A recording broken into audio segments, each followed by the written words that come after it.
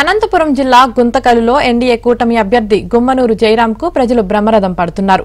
పట్నంలోని CSI చర్చిలో ఆయన ప్రార్థనలు నిర్వహించారు.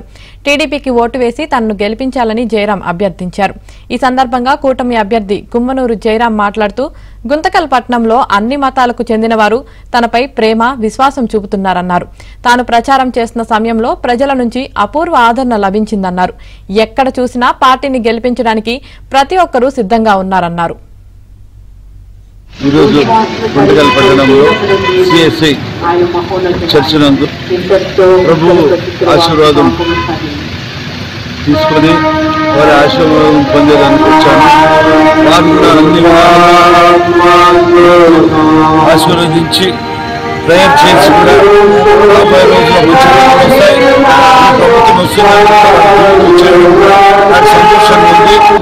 తరఫున మేమందరం ఆయనకు మద్దతు కావాలని మేము అదేవిధంగా చర్చ సందర్శించాను.